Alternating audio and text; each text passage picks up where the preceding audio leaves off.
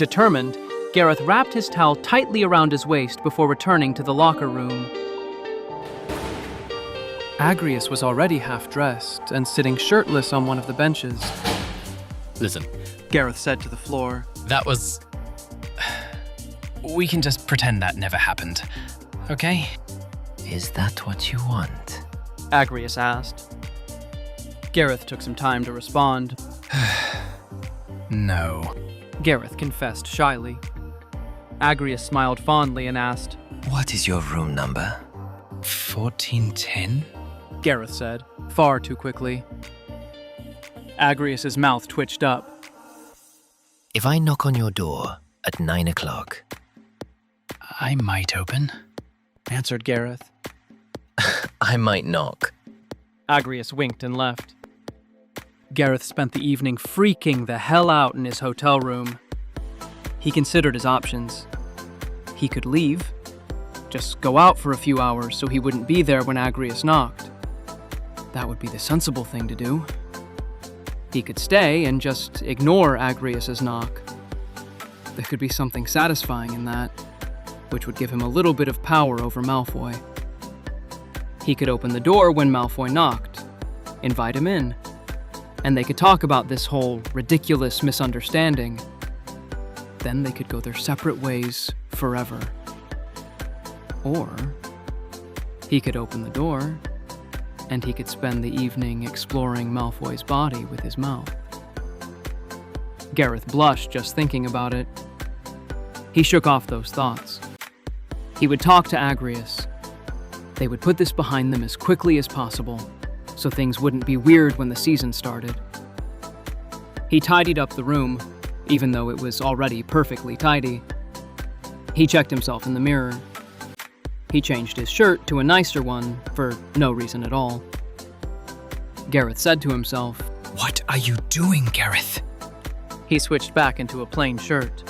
He brushed his teeth, flossed, and rinsed with mouthwash, because if he was going to be talking to Malfoy, it would be rude to have bad breath. He fixed his hair a bit. He lit up a few candles. He put out the candles. He lit them back up and lit up some more. He checked himself in the mirror again. Gareth sat on an armchair and stared at the door, as if there were nothing in this world other than that door and the man who might knock on it. Agrius was running up the stairs to Gareth's hotel room when he bumped into Professor Weasley, who had just left her room and was heading downstairs for dinner. She had booked the hotel room next to Gareth's, since she didn't think it was appropriate for her nephew to be on his own in a big city like London without a chaperone, despite the fact that he was already an adult. She always kept too close an eye on him. She was surprised to see Agrius heading to the upper floor, since Malfoy's always stayed in the luxurious garden suites. She thought that perhaps young Mr. Malfoy had a friend on the upper floor. Most definitely not her nephew. She greeted Agrius by saying, Oh, hello there. Professor Weasley was in the way, with a stern pose, looking at Agrius with suspicion. While blocking the narrow stairs, she said, Oh, I'm trying to go down. Ah, I'm trying to go up. said Agrius. Right. So, yeah. Said Professor Weasley, as Agrius squeezed past through her, despite her efforts to block the way. She had no choice but to head downstairs. Agrius scratched the back of his head in a nervous manner and sighed in relief as he stood in front of Gareth's door. The knock came at 9 o'clock sharp. Gareth checked the peephole just to make sure Malfoy wasn't pranking him or anything. It was just Malfoy, alone. Gareth put out the candles because the place looked too romantic. Then he lit up a few because the place was too dark. His heart was racing. His hand was shaking when he opened the door and let Agrius in. Agrius looked like he may have put a little effort into his appearance too. He was wearing a black shirt, his locket sparkling from the wide-open collar. His perfectly pomaded hair was shining a bit, and one loose strand was tumbling adorably onto his forehead. Thought you might have chickened out. Agrius said in his infuriatingly blunt manner. No. Gareth said. I mean, I just want to talk about, you know. I do know, yes. Agrius said. Do you want to sit, maybe? Gareth asked nervously. Agrius took a step toward him and said, Not really. He was so close that Gareth could feel the heat of his body. I don't think this is a good idea. Gareth said weakly. What? Agrius said, tucking a knuckle under Gareth's chin and tilting it up. Agrius looked into Gareth's eyes, seeking consent, and asked. This? He brought his mouth down on Gareth's, and Gareth flooded with panic. He was stiff against Agrius, lips pressed together, eyes open. But Agrius persisted. Gareth felt the tip of Agrius's tongue trace the outline of his lips, seeking entry.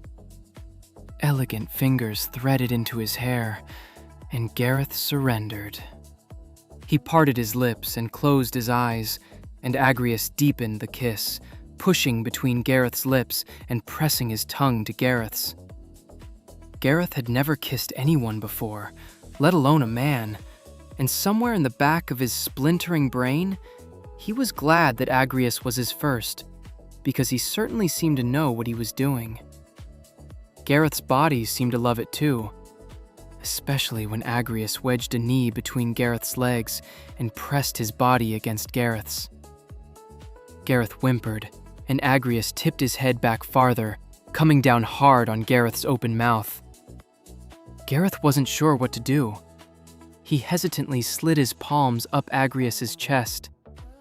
He heard Agrius give a soft moan when Gareth's fingers moved up and down. And that little sound made Gareth lose any remaining self-control. He kissed Agrius back, hard and frantic and wanting more, but not knowing exactly what to ask for. Agrius backed him against the wall and took his own shirt off. He grabbed Gareth's hand and pressed the palm against his own chest. Agrius's heart was beating fast. Do you feel this heartbeat? It's your fault. Agrius said. Gareth almost melted at the touch.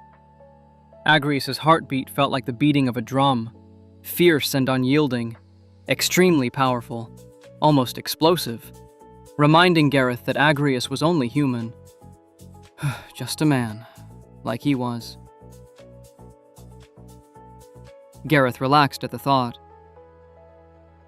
He took his shirt off, reached for Agrius's hand, and pressed the palm against his own chest. He glanced at Agrius with tearful eyes, full of emotion, and said, You're the one at fault. Save your tears for Quidditch, Weasley. said Malfoy with a smirk. Sot off. Said Gareth, and wiped the smirk off Agrius's face with a kiss. Gareth gripped Agrius through his trousers, and one clear idea of what he wanted popped into his head. He wanted Agrius's hands all over his body. He wanted to feel Agrius's body pressed against him. So he took everything off. Agrius's trousers, his own trousers, everything. Then, with a goal in mind, Gareth searched his bag for a concoction that could act as massage oil, and tossed the bottle to Agrius before falling onto the bed, rolling over and lying on it, with his arms and legs spread out like a starfish. Agrius was taken aback by Gareth's eagerness and asked, Is this lube? Gareth blushed and said, Not exactly. It's massage oil? I got a boo-boo. And where is that boo-boo? asked Agrius, playing along. There. Gareth replied, pointing at his cheeks. Did you fall on your ass? Agrius chuckled. Gareth laughed a little, diffusing the tension. When Agrius sat in between Gareth's legs, admiring his freckled body, he realized that he'd never seen anything more beautiful.